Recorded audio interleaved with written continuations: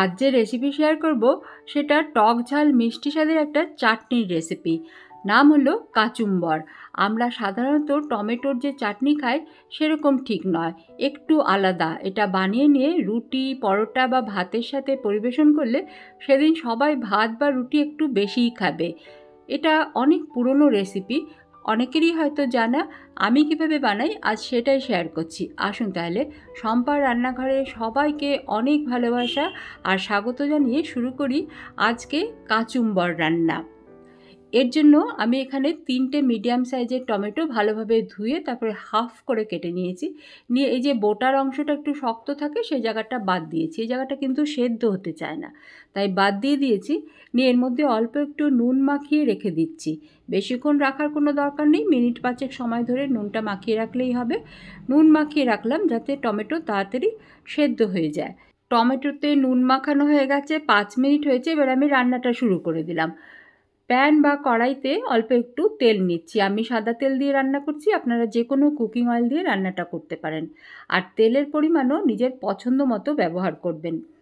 তেলটা গরম হয়েছে পরে এর মধ্যে দিয়ে দিচ্ছি হাফ টিস্পুন থেকে একটু কমই দিলাম গোটা সর্ষে। আর তার সাথেই দিচ্ছি, মানে সর্ষেটা যেই ফাটতে শুরু করে দেবে তারপরে দিচ্ছি একটু জিরে, অল্প একটু কোয়ার্টার টিস্পুন গোটা জিরে দিয়ে দিলাম। ফোড়নটা যখন বেশ ভালোভাবে ভাজা হয়ে গেছে তখন এই যে কেটে রেখেছিলাম হাফ করে টমেটোগুলো, সেগুলো ঠিক এইভাবে বসিয়ে দেবো। সমস্ত টমেটোগুলো এইভাবে দেওয়া হয়ে গেলে এর মধ্যে আমি কয়েক কোয়া রসুনও দেবো। আপনি চাইলে সম্পূর্ণ নিরামিষ রান্না করতে পারেন, সেক্ষেত্রে রসুনটা অ্যাভয়েড করবেন। কয়েক কোয়া রসুন দিয়ে দিলাম, বেশ বড় বড় কোয়া, তাই আমি 3 কোয়া দিচ্ছি। ছোট হলে আরেকটু বেশি দিতে পারেন। এবারে ঢাকা দিয়ে একে সেদ্ধ হতে দেবো, ভাজাও হবে সেদ্ধও হয়ে যাবে। দেখুন 5 থেকে 6 মিনিট পরে কেমন সুন্দর জল বেরিয়ে গেছে। টমেটো ফ্রিজে থাকলে, মানে আগে থেকে যদি টমেটো ফ্রিজে রেখেছেন তাহলে একটু শুকিয়ে যায়, সেক্ষেত্রে অল্প একটু জল দিতে পারেন। এটা একদম টাটকা ছিল, তাই সুন্দরভাবে এটা কিন্তু সেদ্ধ হয়ে গেছে।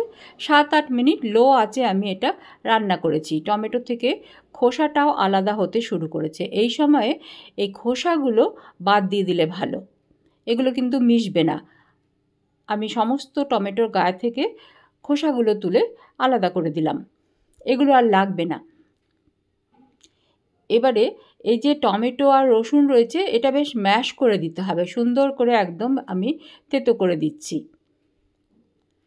খুন্তি বা হাতা দিয়েও করে নেওয়া যাবে, একটা গ্লাস দিয়েও করে দেওয়া যাবে। ভালোভাবে এটা ম্যাশ করে নিলে চাটনিটা বেশ সুন্দর তৈরি হবে, ছাড়া ছাড়া হয়ে থাকবে না।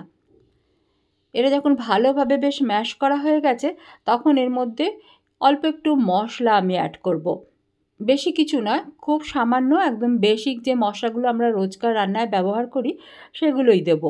কোয়ার্টার টিস্পুন হলুদের গুঁড়ো, স্বাদ মতো লঙ্কার গুঁড়ো, একটু কাশ্মীরি লঙ্কার গুঁড়ো অ্যাড করলে চাটনির কালারটা খুব সুন্দর হবে। হাফ টিস্পুন থেকে একটু বেশি দিয়েছি ধনের গুঁড়ো, আর হাফ টিস্পুন দিয়েছি জিরের গুঁড়ো, স্বাদ মতো নুন, আর দিচ্ছি স্বাদ মতো চিনি। নুন চিনি এটা পরেও অ্যাড করা যাবে, এখন দিয়ে দিলাম, পরে টেস্ট করে যদি লাগে আরেকটু দেবো। এগুলো ভালোভাবে মেশানো হয়ে গেলে ঢাকা দিয়ে আঁচটাকে লো করে কিছুক্ষণ রান্না করব, যাতে তেলটা একটু ভাজতে শুরু করে, মশলাটাও তাতে রান্না হয়ে যাবে। তাহলে এটা ভালোভাবে মেশানো হয়ে গেছে। এবারে আমি এটা ঢাকা দিয়ে কিছুক্ষণের জন্য রান্না করছি। ঢাকা দিয়ে লো টু মিডিয়াম আঁচে কিছুক্ষণ রান্না করে নিয়েছি। তেল দেখুন হালকা হালকা ভেসে উঠছে, এই সময় বুঝতে হবে রান্নাটা কিন্তু আর করতে হবে না। এবারে আঁচ বন্ধ করে দিয়ে ঢাকা দিয়েই রাখবো, নিয়ে ঠান্ডা হতে দেবো। বাকি কাজটা কিন্তু ঠান্ডা হওয়ার পরেই করতে হবে। এই সময়ে এই যে চাটনিতে আমি যা যা মেশাবো সেটা জোগাড় করে নিচ্ছি।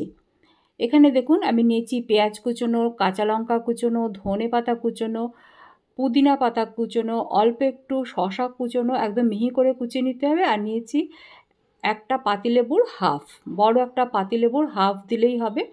এবারে এই যে রান্না করে রাখলাম কাচুম্বরের অর্ধেকটা যখন রান্না হয়েছে তখন এটা একটা বাটিতে নিয়ে নিলাম ঠান্ডা হওয়ার পরে। নিয়ে এবারে এর মধ্যে মিশিয়ে দিচ্ছি ধনে পাতা কুচোনো। সবটা মেশানোর দরকার নেই, পরিমাণ বুঝে মেশাবেন। আমি 2 টেবিল স্পুন ধনে পাতা কুচোনো দিলাম, কিছুটা দিচ্ছি পেঁয়াজ কুচোনো, কাঁচা লঙ্কা কুচোনোও দিয়েছি কিছুটা, এর মধ্যেই পুদিনা পাতা কুচোনোও দিয়ে দিলাম অল্প পরিমাণে, আর দিচ্ছি শসা কুচনো, ভীষণ মিহি করে কুচিয়ে নিয়েছি শসাটা।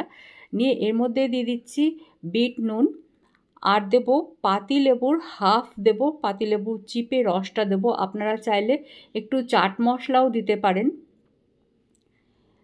নিয়ে ভালোভাবে এটা মিশিয়ে নেব।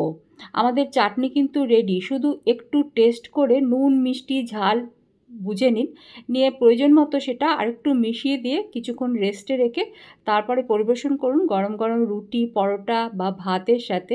ডালের সাথে স্যালাড তো আমরা খাই, একটু এই চাটনিটাও পরিবেশন করে দেখুন, ভীষণ ভালো লাগবে। যারা আমার চ্যানেল আজ নতুন দেখছেন তাদের জানিয়ে রাখি, আমি কিন্তু বেশিরভাগ সময়ই এরকমই ঘরোয়া সহজ রান্নাগুলো আপলোড করি। এই ধরনের রান্না দেখতে আগ্রহী হলে চ্যানেল সাবস্ক্রাইব করে সঙ্গে থাকবেন। সবাইকে ভালো থাকার অনেক শুভেচ্ছা, আর সঙ্গে থাকার জন্য অনেক অনেক ধন্যবাদ জানিয়ে আজকের ভিডিও শেষ করছি।